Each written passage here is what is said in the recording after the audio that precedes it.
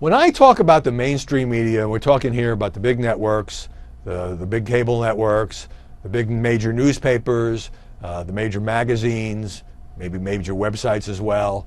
You know, I often use the word bubble because I'm very sensitive to the fact that I live in Washington, grew up in New York. You can throw LA into the mix, but the folks who sort of are the most prominent voices in the mainstream media and who own the mainstream media and who manage and make story selections for mainstream media outlets basically live in these big cities and may not often be in touch what's happening in Tuscaloosa and Tallahassee and Omaha and Albuquerque and the rest of what we like to jokingly call the real America.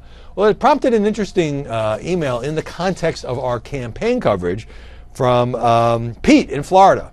Florida not being one of those states. Mr. Howie, I am an independent, enjoy your show, in that you at least appear to be one of the more reasonable Democratic commentators. One problem with the press is that all of you in Washington and New York know each other or know of each other, and it appears that you as a group have problems criticizing one another. To say that Trump is not being treated differently than Ms. Clinton is apparent to most who live where trees and grass still grow. Mr. Cooper, Anderson Cooper's grilling of Trump with regard to sexual matters appears that he was aware of what the Democrats planned to release. Did this ever cross your mind? Well, first of all, Pete, I'm not a Democratic commentator or a Republican commentator or a liberal commentator or conservative commentator. I am a journalist, a lifelong reporter, and now a media analyst. Secondly, yeah, you have a point about Washington and New York, and it's a point that I bring up from time to time because I do think there tends to be a rather insular nature to the mainstream media and the press corps, particularly in this age of Twitter when everybody sees what everybody else writes and a certain groupthink can set in. Now, as far as Anderson Cooper, Anderson Cooper in that second debate in St. Louis, you know, was dealing with the Access Hollywood tape, where in what Trump now calls locker room talk, he says, you know, I grope women in their private parts. You can do this because you're a celebrity. I mean, he engaged in certain boats. And of course, he now says, and so it was an obvious question, a logical question for Cooper to say, well, did you ever actually do any of these things? And Trump said no.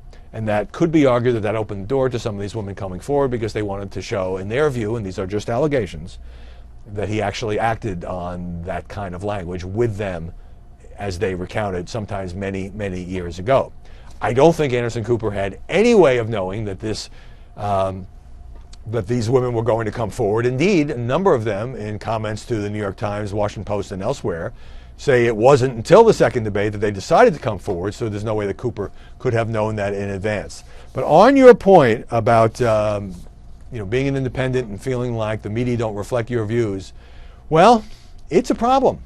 It's a problem not just in terms of this presidential campaign. It's a problem when we talk about the economy, when journalists maybe have a certain amount of job security, not as much as in the past, compared to people in factories who may worry about trade deals or those who are in the service industries. It's a problem on cultural stuff, where there is a mindset in the media, whether the topic is abortion or gay rights or other things that are sort of the hot button social issues, when the view in the mainstream media may be very different than the view in much of America, and too often people in my profession assume that everybody thinks like us. And I always try to keep in mind that that's not the case, that this is a big country, that there are a lot of views, that the reason the country is sort of divided down the middle, and right now, you know, a big chunk of the country supporting Trump, another a chunk of the country supporting Hillary Clinton. So thanks for the email, and we should all remember that life in the Beltway or in Manhattan or in Malibu or Santa Monica is not the way it's lived in the rest of America.